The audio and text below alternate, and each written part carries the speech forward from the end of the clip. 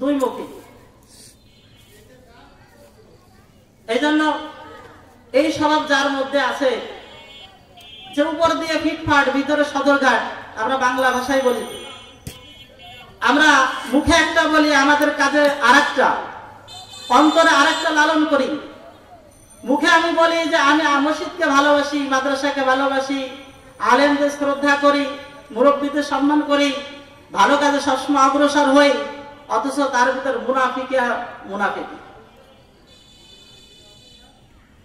এই জন্য আমাদেরকে আল্লাহ তাআলা যে অন্তর দিছে, আমাদের চোখ, দুইটা চোখ দিছে, এবং আমাদের যে কান দিছে, এই সমস্ত জিনিসের যে হক আদায় যদি আমরা না করি, সঠিক জায়গায় ব্যবহার না করি, তাহলে আল্লাহ তাআলা বলতেছেন এরা হচ্ছে চতুষ্পদ জানোয়ার থেকে আরো খারাপ। তার মানে আমাদের এই স্বভাব যাদের মধ্যে আছে, এগুলো যে অপব্যবহার আমরা করি, এই অপব্যবহার করার কারণে আল্লাহ তাআলা আমাদের জন্য জাহান্নাম রেডি করে রাখছে। এজন্য আল্লাহ তাআলা যেন আমাদেরকে এই কান, অন্তর, চক্ষু দ্বারা জন্য সঠিক কাজ করতে পারি, হালাল কাজ করতে পারি, এই তৌফিক দান করেন। আরেকটা হাদিস বলছিলাম যে আল্লাহ রাসূল সাল্লাল্লাহু আলাইহি ওয়াসাল্লাম বলছেন যে ইন্না লিকুল্লি উম্মাতিন ফিতনাতুন ওয়া ফিতনাতু উম্মতি আল মাল, যে আমার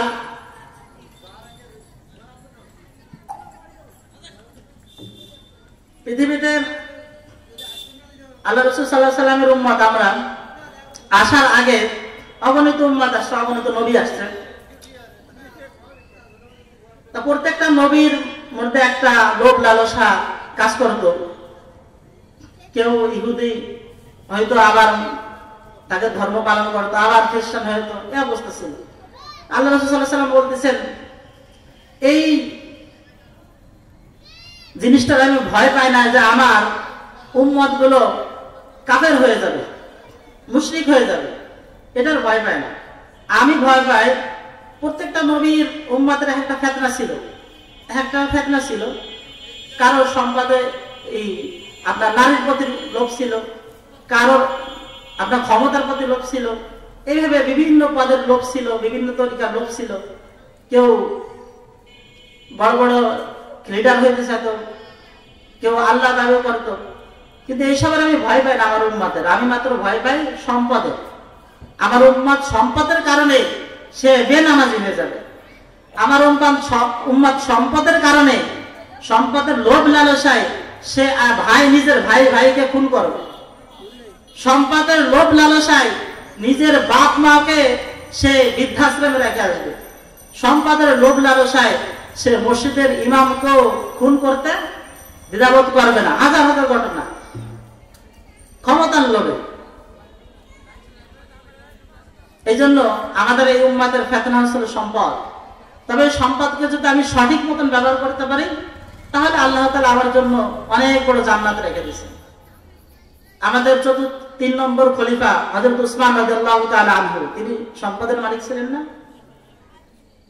বর্তমান জামানে হাজার হাজার কোটি টাকার মালিক ছিলেন, কিন্তু তার সম্পদ তো তাকে নামাজ থেকে ফেরাতে পারে নাই। ফেরাতে পারছে? তার সম্পদ তো তাকে যাকাত থেকে ফেরাতে পারেন নাই, তার সম্পদ তো তাকে জিহাদ থেকে ফেরাতে পারেন নাই, তার সম্পদ কোনো ভালো কাজে থেকে ফেরাতে পারেন নাই।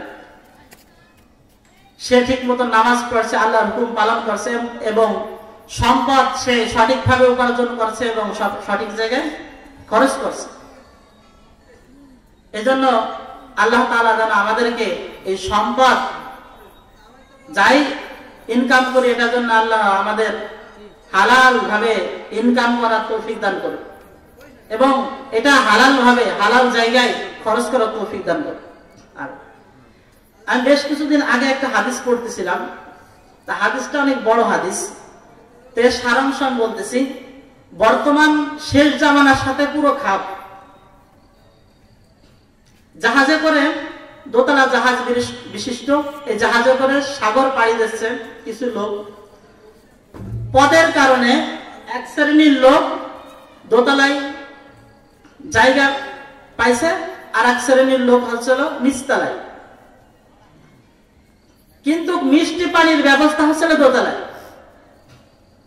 এখন নিচের তলার লোক বারে বারে দোতলায় যাচ্ছে। এখন নিচের তলার লোকে মনে করছে যে আমরা বারে বারে উপরতলা যাচ্ছি, এটা উপরতলার লোকেরও তো ক্ষতি হচ্ছে। আবার নিচের উপরতলার লোকে মনে করছে নিচের তলার লোকেরা বারে বারে আমাদের মাথার উপর দিয়ে পানি নিতে আসছে, এটা বিরক্তকর অবস্থা।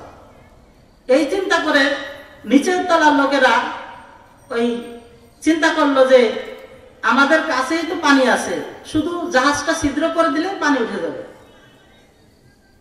এখন আপনারা বলেন যে এই হাদিসটার ব্যাখ্যাটা মানে সারাংশটা বলতেছি, তা এই যখন নিচের তলার লোকেরা ছিদ্র করতে যাবে, এই মুহূর্তে উপর তলার লোকেরা যদি মনে করে আরে নিচের তলার লোকেরা যা করুক করে বেড়াক, আমরা তো উপরে আছি, ওরা যা করুক, এই যদি বলে বসে থাকে, তাহলে কি উপরের তলা নিচের তলার লোকের সাথে সাথে উপরের তলার লোকেরা কি পানিতে ডুবে মরে যাবে না?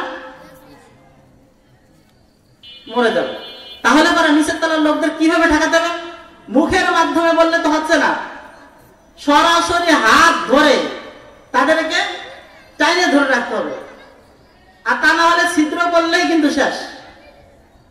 ওর সাথে এখানে যারা মুরব্বী আছে, বাচ্চা আছে, শিশু আছে, সবাই কিন্তু মারা যাবে, ঠিক না? ঠিকই আমাদের আজ থেকে এটার উপর প্রতিবাদ করা দরকার। সেটা হচ্ছে আমাদের কেউ সমাজের মধ্যে সিগারেট খাবে, আমাদের সমাজের মধ্যে কেউ সুদ খাবে, কেউ ঘুষ খাবে,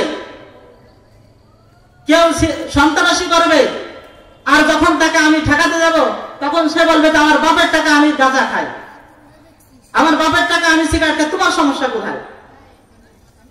আরে ভাই, আমাদের পরিবারটা একটা কিস্তি, আমাদের পরিবার একটা নৌকা, আমাদের গোষ্ঠী একটা নৌকা, আমাদের এই গ্রাম একটা নৌকা, আমাদের পাড়া একটা নৌকা, আমাদের রাষ্ট্র একটা নৌকা। আমার ফ্যামিলির মধ্যে এই ছোট্ট নৌকা কয়েকজন সদস্য বসবাস করি, এই সদস্য এই ছোট্ট নৌকার মধ্যে যখন ছিদ্র কেউ আমার পরিবারে কেউ করবে, কেউ গানের আড্ডা বসাবে, কেউ জুয়ার আড্ডা বসাবে, কেউ সিগারেট আড্ডা বসাবে, তখন আমার পরিবার সদস্যের মধ্যে আমি যদি হেড হয়ে আমি যদি তাকে হাত ধরে না সরাই, অবশ্য আমি এই গুনার মধ্যে পড়ে যাব, ঠিক না বেটি?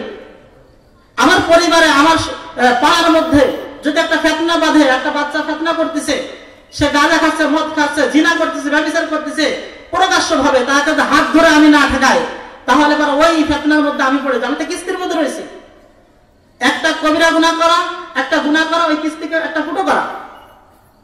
তাহলে সমাজ নামে যে কিস্তির ভিতরে আমি আছি, এই কিস্তির মধ্যে যে একটা বাচ্চা সে সিগারেট খাচ্ছে, সেই বাচ্চা যে হিরোইন খাচ্ছে, সেই বাচ্চা যে উল্টাপাল্টা করতেছে, সুদ খাচ্ছে, ঘুষ খাচ্ছে, আমি তাকে হাত ধরে যদি না তাকে ফিরাই, তাহলে ওই কিস্তির মধ্যে আমিও আছি, সে একটা ফুটো করতেছে, আমি হাতে না ঠেকালে করা, তাহলে আমিও তো এই পানির মধ্যে ডুবে মরে যাব, ওই গুনাহের মধ্যে ডুবে পড়ে মরে যাব। তাহলে আমাদের কি করতে হবে? আমাদের এই রাষ্ট্র একবারে ঠিক হবে না, একদম রাষ্ট্র আমি ঠিক করে ফেলবো এরকম সম্ভব না। আমার পরিবার ঠিক করি, আমার পরিবারের মধ্যে কত পার্সেন্ট লোক নামাজ পড়তেছে, আজকে আমার প্রেস্টিজ নষ্ট হয়ে যাচ্ছে, আমার স্বামী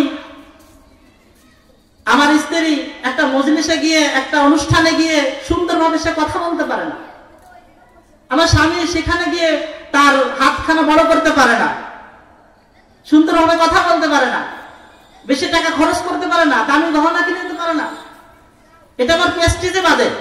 কিন্তু আমার স্বামী নামাজ না পড়ে ফজরের সময় ঘুমিয়ে থাকে, এটা আমার প্রেস্টিজে কখনো বাদে না। আমার স্বামী ঘুষ খায়, সুদ খায়, হারাম পথে সে উপার্জন করে আমাকে ভরণ পোশাক দিচ্ছে, এটা আমার প্রেস্টিজে বাদে না। আমার প্রেস্টিজে বাদে যে আমার স্বামী একটা ভালো করে কথা বলতে পারে না, অমুকের বাড়ি যায় দাওয়াত খেতে 5,000 টাকা বেশি দিতে পারে না, এটা আমার প্রেস্টিজে বাদ।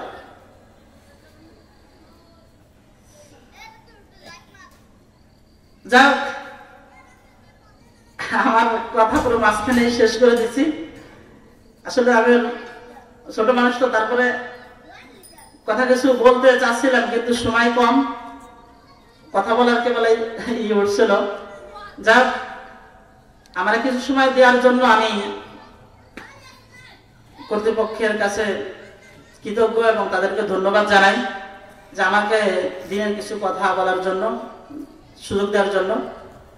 তা আল্লাহ বাঁচায় রাখলে ইনশাআল্লাহ আমাদের মাহফিল কিয়ামত পর্যন্ত অব্যাহত থাকবে ইনশাআল্লাহ। তখন সময় পেলে কথা বলবো, আপনাদের সাথে দেখা হবে। আর আমি তো এলাকার ছেলে, দোয়া করবেন ইনশাআল্লাহ আমার জন্য, আর আমাদের এই মাদ্রাসার জন্য দোয়া করবেন যেন আল্লাহ তাআলা আমাদের এই মাদ্রাসাকে কিয়ামত পর্যন্ত কবুল করে এবং এই মাদ্রাসা থেকে হক্কানি আলেম বের হয় এবং তারা সারা পৃথিবীতে গিয়ে নক্ষত্রের মতন যেন জ্বলে। আল্লাহ তাআলা তাদের মাধ্যমে যেন হাজার হাজার মানুষকে হিদায়াত দান করে। আল্লাহ তাআলা আমাদেরকে যা বললাম মানার এবং মানার তৌফিক দান করুক এবং আমল করার তৌফিক দান। আমিন। ওয়া আলহামদুলিল্লাহ।